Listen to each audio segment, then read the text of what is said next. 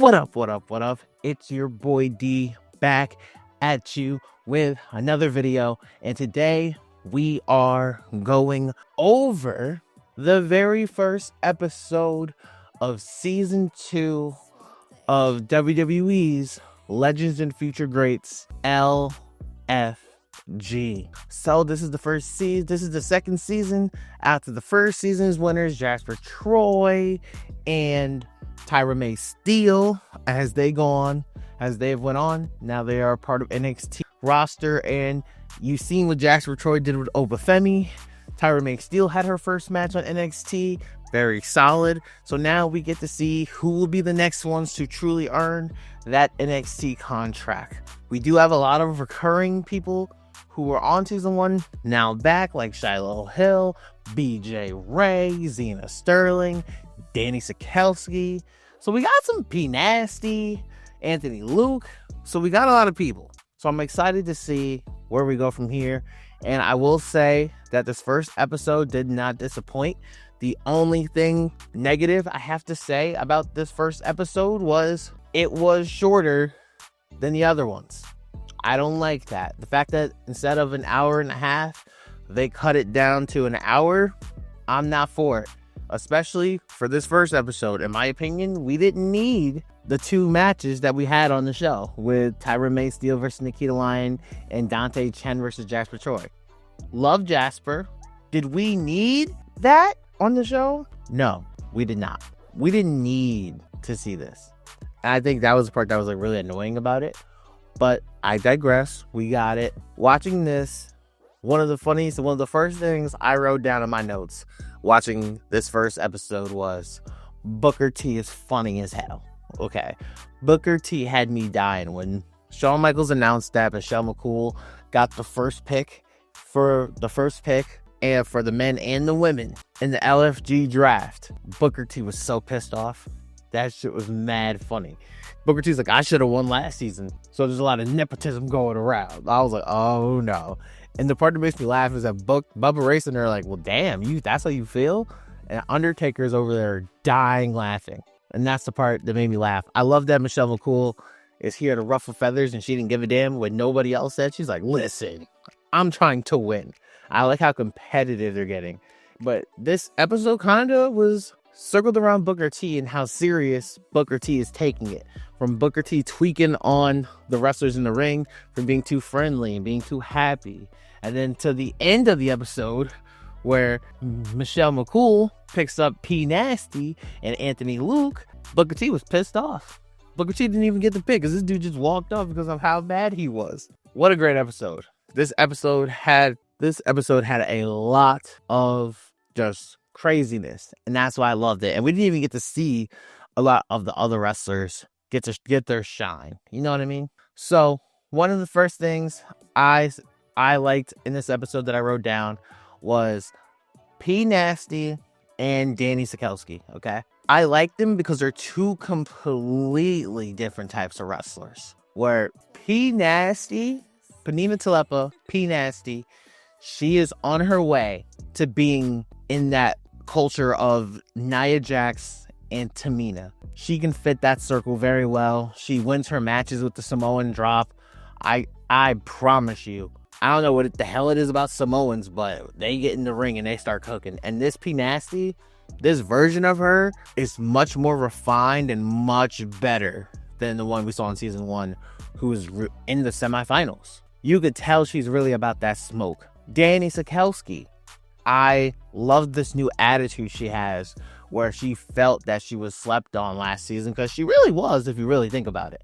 And like, she felt like she was kind of being taken advantage of, and you can see she was like, nah, fuck that, you got me fucked. No, we're not doing that. Y'all not doing me like this no more. Like, I'm gonna show you what I got. And like, I love that, especially because of how small she is. You really got to have that dog mentality.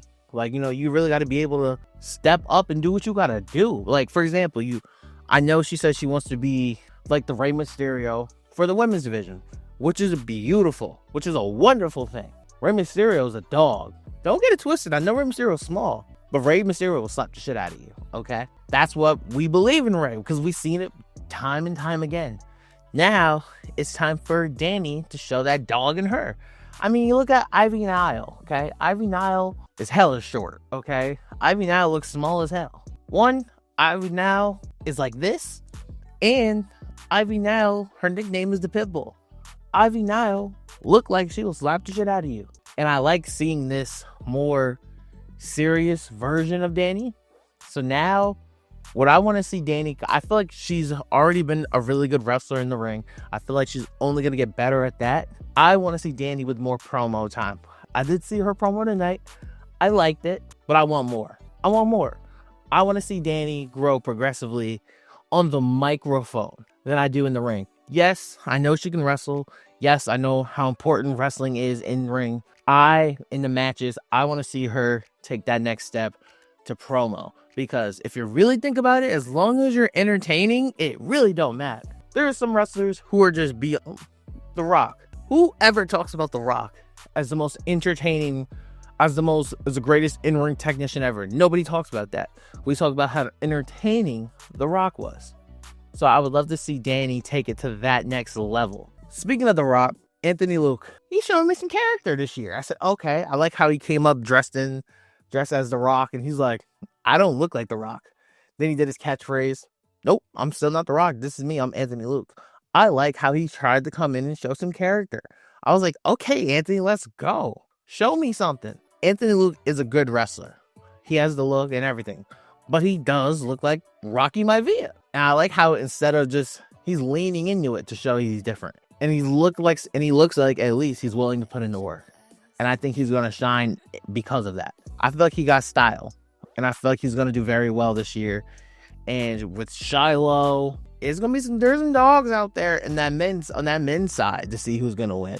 I will give my predictions at the end of who's my early front runners.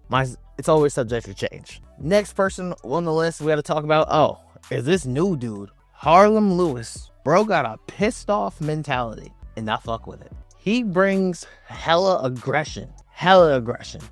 He's hella physical, and I enjoy that. I like that part about him, which also makes me wonder. I would love to see Harlem Lewis and Shiloh Hill go at it, because I feel like Harlem would bring the best out of Shiloh and piss him off. It's that football energy. You can just see it. Like when Chris Island and Harlem were going face to face, I felt like this is football right here. When those tempers start to flare and it's like, yeah, you know what's up. I was like, okay, I like it. Harlem Lewis, low key, to me looks like Chuck Palumbo when he did like the whole Ghost Rider, basically mockery. He looks exactly like Chuck Palumbo to me. I like him. I like his in moves. I like how aggressive he is.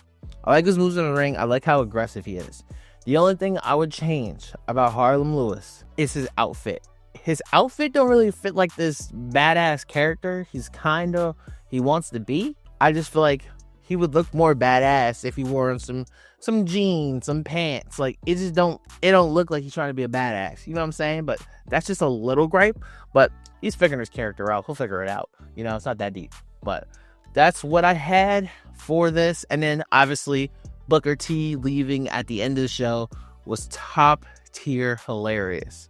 So we don't even know who's on anybody else's team, because we only got P Nasty and Anthony Luke. I know Bubba will have the next picks in this draft, and which one I'd bet money would be Xena, as it should be. I mean, because if you look at it right now, the early front runners that I believe are, for the women, Xena Sterling, P Nasty, and Danny. In no particular order. It's just those three. Those three are the women who I expect to actually, who can get the job done and win.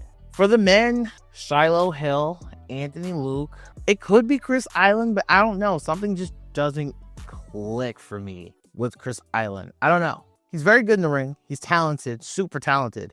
But there's something about him, I just go, I don't know. I'm just not feeling it. Maybe that changes this year. I hope it does change. But there's something about him. I'm like, Harlem Lewis could have a shot. Trill London he has the look. I haven't got to see him in the ring yet, but Trill London, his name is fire. I remember when he was on the Dolphins. So I hope he gets to translate.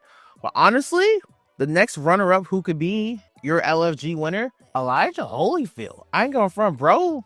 Because I think he was there for a week when LFG first started. Bro, look like he's catching on, and bro got bungees, okay? Elijah Holyfield is an athlete. He could be something. He could be something. And I feel like he is, maybe I would say, the dark horse to win the show. I got hope in him, bro. And hopefully, I got faith in him. I got faith in him for sure. If I had to pick 2 dark horses to win LFG Season 2, I'm going to pick Danny Sikelski, and then I would pick Elijah Holyfield. That's early. It's early. Those are my 2 dark horses to win the show, because I just believe in both of them, and I feel like they're both very underlooked right now, and they both have that dog in them. And I feel like Elijah's starting to show it, and I just want Danny to show that more.